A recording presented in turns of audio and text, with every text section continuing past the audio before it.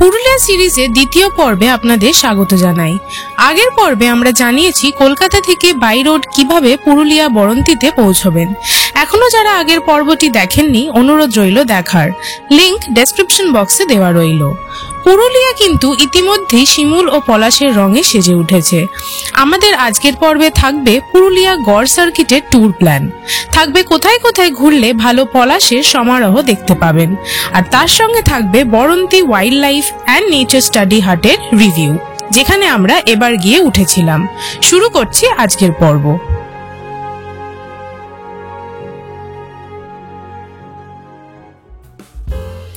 প্রথমেই জানাবো আমরা এবারে বরন্তি গিয়ে যেই জায়গায় থেকেছিলাম তার review. Baranti wild life and nature study hut, এটা কিন্তু বরন্তির oldest tourist property. Location Baranti লেকের থেকে 5 মিনিটের হাঁটা পথে। এই জায়গার গুগল ম্যাপ লোকেশন ডেসক্রিপশন বক্সে দেওয়া রইল। এখানে নন এসি ডাবল বেডরুম শুরু হচ্ছে 1300 টাকা থেকে এবং এসি রুম শুরু হচ্ছে 1600 টাকা থেকে।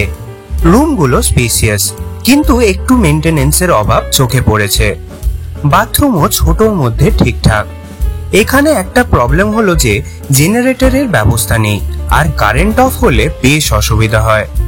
যদিও পুরুলিয়ায় এখন সকালবেলাটা গরম থাকলে রাত্রির বেলাটা বেশ ঠান্ডা থাকছে, তাই অবশ্যই হালকা শীতের পোশাক নিয়ে আসবেন। এই প্রপার্টিটা বেশ বড় এবং খুব সুন্দর, খোলামেলা। ভেতরে একটা ছোট ওয়াচ টাওয়ারও আছে এবং ওনাদের নিজস্ব সবজির চাষও হয় পেছনের দিকটায়। পার্কিং এরও অনেকটা জায়গা রয়েছে। বড় গ্রুপ নিয়ে এলে এখানে থাকতে পারেন। বেশ অনেক লোকের থাকার জায়গা আছে এখানে।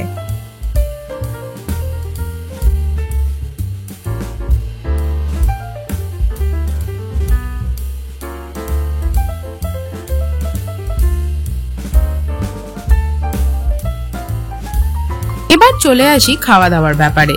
এখানে ব্রেকফাস্ট থেকে ডিনার সবই পেয়ে যাবেন। এনাদের নিজস্ব কিচেন আছে। প্রথম দিন লাঞ্চ করলে আগে থেকে জানিয়ে রাখবেন। খাবার দারুণ টেস্টি। আমরা ডিনার আর ব্রেকফাস্ট করেছিলাম এবং দুটোই খুবই ভালো ছিল। এখানে খাওয়া দাওয়ার থালি সিস্টেম। ননভেজ থালি 210 টাকা আর ভেজ থালি 140 টাকা। স্পেশালি সবজি আর আলু পোস্ত দারুণ টেস্টি ছিল। ব্রেকফাস্ট 80 টাকা জনপ্রতি, যার মধ্যে সকালে চা, বিস্কিট, পরোটা, সবজি, একটা ডিম সেদ্ধ ও মিষ্টি ইনক্লুডেড। এই প্রপার্টির কন্ট্যাক্ট ডিটেইলস স্ক্রিনে ও ডেসক্রিপশন বক্সে দেওয়া রইল। ওনাদের ডিরেক্ট ফোন করে আপনারা রুম বুক করতে পারেন। এছাড়াও আরো কিছু বরন্তির থাকার অপশনের কন্ট্যাক্ট ডিটেইলস দিয়ে রাখলাম ডেসক্রিপশন বক্সে। এখন যা জানলাম, বরন্তিতে বেস্ট থাকার জায়গা বরন্তি ভিলেজ রিসোর্ট। এখানে রুম স্টার্ট হচ্ছে 2200 টাকা থেকে। টেন্ট ও ডরমিটরিরও অপশন পেয়ে যাবেন এখানে। এনাদেরও কন্ট্যাক্ট ডিটেইলস ডেসক্রিপশন বক্সে দেওয়া রইল। যদিও এই বছরের মতো হোলির উইকেন্ডে রুম পাওয়া দুষ্কর। উইকডেজে এলে কিন্তু রুম পেতে পারেন। পলাশ কিন্তু মার্চ এন্ড অব্দি পেয়ে যাবেন। এবার চলে আসি গড় সার্কিট ঘোরার স্যাম্পল ট্যুর প্ল্যান নিয়ে। স্পেশালি বরন্তির কাছে কোথায় কোথায় গেলে পলাশ দেখতে পাবেন সেটাই এবার জানাবো। প্রথম দিন কলকাতা থেকে নিজেদের গাড়ি নিয়ে বরন্তি গেলে মোটামুটি 12টা সাড়ে 12টা বেজে যায়। তাই সেদিন দুপুরেই লাঞ্চ করে 3টে সাড়ে 3টে নাগাদ বেরিয়ে পড়ুন। প্রথমেই চলে আসুন মানপুর পলাশ বন। বরন্তি থেকে ডিস্টেন্স 2 কিলোমিটার। এই রাস্তার দুই ধারে পলাশ বন এবং অদ্ভুত সুন্দর লাগে এই সময়। এবারে যেই সব জায়গা ঘুরে দেখবো সেই সব জায়গার গুগল ম্যাপ লোকেশন ডেসক্রিপশন বক্সে দেওয়া থাকবে।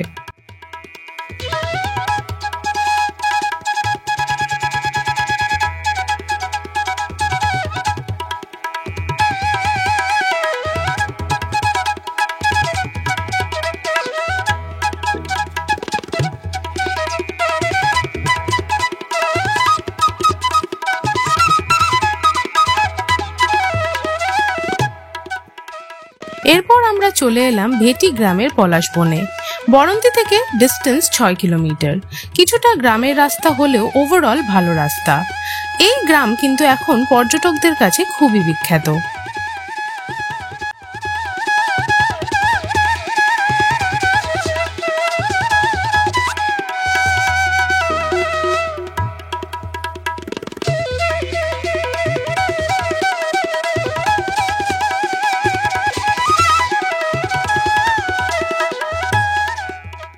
তারপর সানসেট টাইমে চলে আসুন বরন্তী সানসেট পয়েন্টে।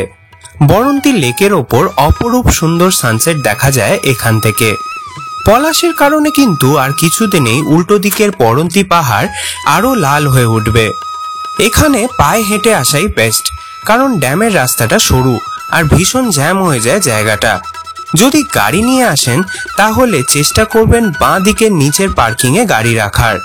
আর এই জায়গায় কিন্তু টুকটাক খাবারও পেয়ে যাবেন সিজনে এলে। এদিকে হচ্ছে ভেটি গ্রাম, এদিক থেকে 5 কিলোমিটার গেলে ভেটি গ্রাম পড়বে, ভেটি পলাশবন। আর এই জাংশন থেকে এই দিকে গেলে মানে আপনার এই রিসোর্টের গা বরাবর চলে গেলে এদিকে পড়বে মানপুর পলাশবন, দুটোই দেখার মতো। আর এই রিসোর্টের সামনে দিয়ে মানে মেন গেটের সামনে দিয়ে এগোলে কিন্তু আপনারা পৌঁছে যাবেন বরন্তী লেক, মানে 3 দিকে জাংশন। পরের দিন সকালে ব্রেকফাস্ট করে বেরিয়ে পড়ুন। প্রথমেই আমরা চলে যাব বান্দা দেউল। বরন্তী থেকে দূরত্ব 40 কিলোমিটার আর সময় লাগে 1 ঘন্টা মতো। অবশ্যই শান্তরি রঘুনাথপুর হয়ে আসবেন। মুরাডির রাস্তাটা কিন্তু অ্যাভয়েড করাই ভালো। রঘুনাথপুর এসে কিন্তু আপনারা জয়চণ্ডী পাহাড়ও ঘুরে দেখতে পারেন। শান্তরি হয়ে আসলে রঘুনাথপুর মোড় থেকে লেফটে জয়চণ্ডী পাহাড়, আর সোজা এলে বান্দা দেউল। আর গড় পঞ্চকোট সাইড থেকে এলে সোজা রাস্তাটি যাচ্ছে জয়চণ্ডী পাহাড়, আর বান্দা দেউলের জন্য রাইট টার্ন নিতে হবে। এই রাস্তায় প্রায় অনেকটাই প্রচুর পলাশ দেখতে পাবেন, আর রোড কন্ডিশন এক্সেলেন্ট। রঘুনাথপুর থেকে বান্দা দেউলের দূরত্ব 15 কিলোমিটার। তারপর মেন রোড ছেড়ে বান্দা প্রাইমারি স্কুলের রাস্তা দিয়ে চলে আসুন বান্দা দেউল, কিছুটা গ্রামের রাস্তা, আর মেন রোড থেকে দূরত্ব 1 কিলোমিটার।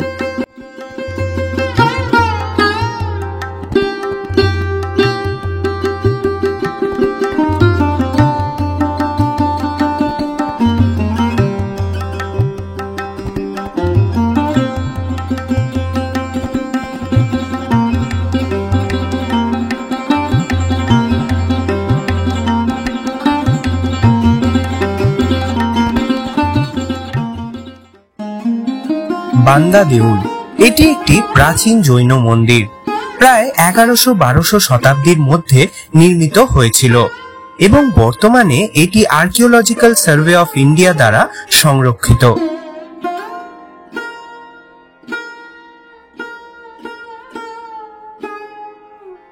এই সময় বসন্তের আগমনে চারপাশের জঙ্গল রাঙিয়ে তোলে পলাশ ফুলের উজ্জ্বল লাল কমলা আভায়।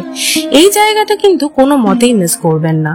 জঙ্গলে একটু ঢুকলে একটা পুকুর আছে, তার পাশেও পলাশে পলাশে লাল হয়ে থাকে। এখানে স্থানীয়রাই জানালো যে একা একা বেশি জঙ্গলের ভেতরটা না ঢুকতে, গ্রুপের সাথে এলে যেতেই পারেন, একটু সতর্ক থাকবেন। পলাশ দেখে আনন্দ করুন, ফটো তুলুন, মাটিতে পড়ে থাকলে ফুল তুলুন, কিন্তু কোনো মতেই গাছ থেকে ফুল ছিঁড়বেন না এবং গাছের ডাল ভাঙবেন না।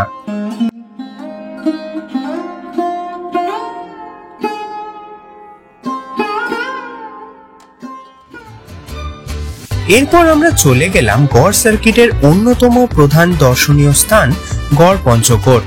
বান্দা দেউল থেকে দূরত্ব 30 কিলোমিটার এবং সময় লাগে 1 ঘন্টা মতো। রোড কন্ডিশন গোবাগ বাস স্টপ অব্দি ভালোই, তারপর গ্রামের রাস্তা একটু সরু হলেও রোড কন্ডিশন ভালো। এখানেও সারা রাস্তায় প্রচুর পলাশ দেখতে পাবেন। মেন রোড থেকে গড় পঞ্চকোট ঢোকার দুটো রাস্তা। প্রথম রাস্তাটি গড় পঞ্চকোট ধারা রোড এবং দ্বিতীয়টি গোবাগ বাস স্টপের পাশ দিয়ে গোবাগ গড় পঞ্চকোট রোড। চেষ্টা করবেন এই দ্বিতীয় রাস্তা দিয়ে আসার।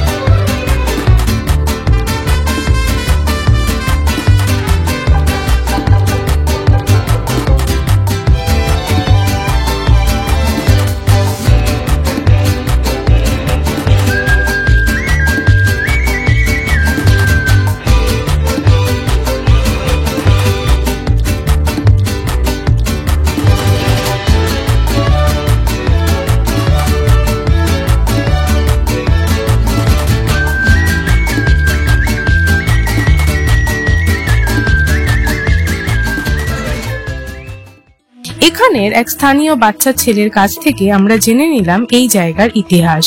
এদের ইতিহাস জানার আগ্রহ দেখে সত্যিই ভালো লাগলো। পারলে এদের একটু সাহায্য করবেন। সন্দীপ কইবার এবার ওইদিকের গ্রামে থাকি। ওরা হচ্ছে পঞ্চরত্ন মন্দির, 5টা চূড়ো বলে। এখানে পোড়া মাটি চুন সুরকি দিয়ে মন্দিরটা বানানো আছে। প্রথম বানিয়েছিলেন অধীশ চন্দ্রশেখর, ওরা বানিয়েছে রাজকুমার, মানে ও রিপেয়ার করেছে। আর আগে অধীশ চন্দ্রশেখর 108টা মন্দির রাজবাড়ির উনি বানিয়েছে। যখন বানিয়েছিলেন তখন রাজা 2টো হাত কেটে নিয়েছিল, কারণ রাজা ভেবেছিল যদি আমার মতন আরো কাউকে যদি রাজবাড়ি বানিয়ে দেয় তাহলে আমার মতনই বড় লোক হয়ে যাবে। ওই জন্য 2টো হাত কেটে নিয়েছিল অধীশ চন্দ্রশেখর। আর ওর ভিতরে রাধাকৃষ্ণ মূর্তি আছে, ওটা কিন্তু নতুন বানানো। আর এখান থেকে রাজা আর রানী ঝালদা রাজার সঙ্গে দেখা করতে গিয়েছিল, এবং যেতে যেতে ওরা একটা বড় গাছের তলায় আশ্রয় নেয় এবং তার একটি পুত্র সন্তান জন্মগ্রহণ করেন। ওই পুত্র সন্তানটি অজ্ঞান হয়ে যার ফলে মৃত বাচ্চা বলে জঙ্গলে ফেলে দিয়েছে রাজা আর রানী। বাচ্চাটাকে সর্দাররা পেয়ে মানুষ করার চেষ্টা করেন, এবং রাজা আর রানী পণ্ডিতের সামনে যখন হাত দেখান তখন তিনি জানতে পারেন যে ওনার ছেলে এখনো বেঁচে আছে। তখন তিনি চলে যান জঙ্গলে, কিন্তু বাচ্চাটাকে নিয়ে আসেন না, কারণ ওদের একটা অভিশাপ ছিল যদি প্রথম বাচ্চার পরিচয় যদি উনি পেয়ে যান তাহলে উনি মারা যাবেন। ওই জন্য বাচ্চাটাকে ওখানে রেখে উনি চলে আসেন ওনার তীর্থে, এবং বাচ্চাটা সর্দার খেনে মানুষ হয়ে যায় এবং আস্তে আস্তে বড় হয়ে যায়। ওর নাম রাখা হয় দামোদর শেখর সিন্ধু। পরে এসে ওই এইখানে রাজত্ব করলেন, এবং এইখানে গড় পঞ্চকোট নাম রাখা হয়েছিল। গড় মানে দুর্গ, আর পঞ্চ মানে হচ্ছে 5টা জাতি, 5টা মন্দির পঞ্চ, আর কোট মানে গোষ্ঠী। 5টা মন্দির লক্ষ্মী মন্দির, কঙ্কালী মাতা মন্দির, মনসা মন্দির, পঞ্চরত্ন মন্দির, কল্যাণেশ্বর মন্দির। 5টা জাতি হুন্ডা, মুন্ডা, সাঁওতাল, বেদি, সিন্ধু, রাজাদের বংশধর সিন্ধু। ওই জন্যে ওদের টাইটেল সিন্ধু। এখানে 30 জন রাজা মিলিয়ে 800 বছর ধরে রাজত্ব করেছিলেন। 1762 সালে রামবুনিতে স্থানীয় করেন। 1793 সালে কেশরগড় স্থানীয় করে, এবং 1832 সালে কাশীপুরে স্থানীয় করে, এবং 1672 গড় পঞ্চকোটে। 1672 এখানে চলে। আর এখানে যে প্রথম রাজবাড়ি 7টা রাজবাড়ি ছিল, প্রথম ঝালদা, পাড়া, গড় পঞ্চকোট, কেশরগড়, রামবনি, কাশীপুর, মহারাজনগর। 7টি রাজবাড়ি মানভূমের মধ্যে, এর মধ্যেই সব আছে। হ্যাঁ ঠিক আছে, চল। চারিপাশ ডিজাইন আছে বলে জোড় বাংলো মন্দির বলা হয়। এটা তো ফুলের ডিজাইন, এগুলো কিন্তু টেরাকোটা। মাঝে মাঝে আছে ওগুলো ফুলগুলো টেরাকোটার। এখানে মন্দিরটা ছিল, মানে মূর্তিটা ওটা ভেঙে গেছে বলে মানে পুকুরে ওটা ভাসিয়ে দেওয়া হয়েছে। এই মন্দিরটা পরে রিপেয়ার হয়েছে, সিমেন্ট টিমেন্ট দিয়ে করেছে সরকার থেকে। ওগুলো হয়েছে ওইদিকে কঙ্কালী মাতা মন্দিরটা আছে।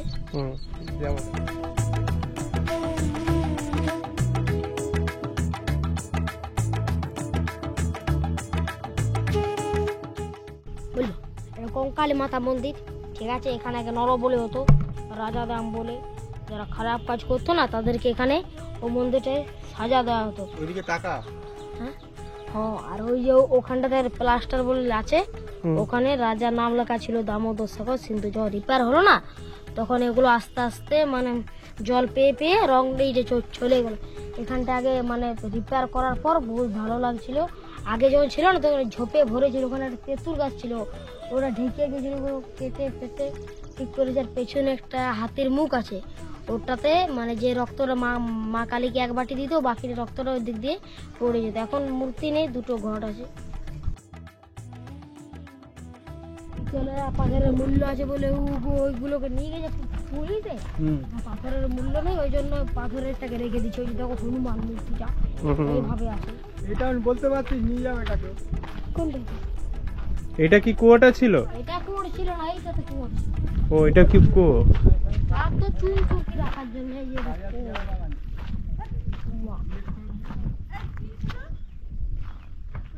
রাজবাড়ি ছিল এটা, কি রাজবাড়ি। গড় পঞ্চকোটে এসে লাঞ্চ সেরে নিন।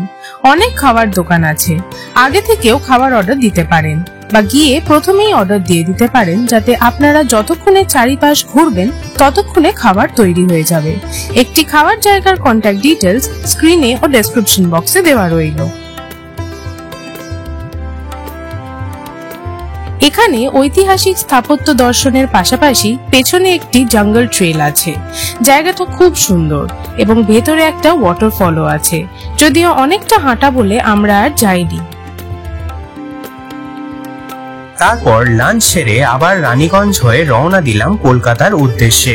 আর একদিন পুরুলিয়া থাকলে ঘুরে নিতে পারেন তেলকুপি, বিহারীনাথ মন্দির, পাঞ্চের ড্যাম এবং ফেরার সময় দেখে নিতে পারেন মাইথনের কল্যাণেশ্বরী মন্দির ও মাইথন ড্যাম।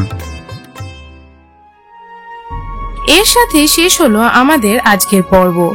কোনো জিজ্ঞাসা থাকলে কমেন্টের মাধ্যমে অবশ্যই জানাবেন। আশা করি আমাদের এই পর্বটি আপনাদের ইনফরমেটিভ লেগেছে। ভালো লেগে থাকলে অবশ্যই লাইক ও শেয়ার করবেন এবং তার সঙ্গে আমাদের চ্যানেল পথের পাঁচালীতে সাবস্ক্রাইব করতে ভুলবেন না।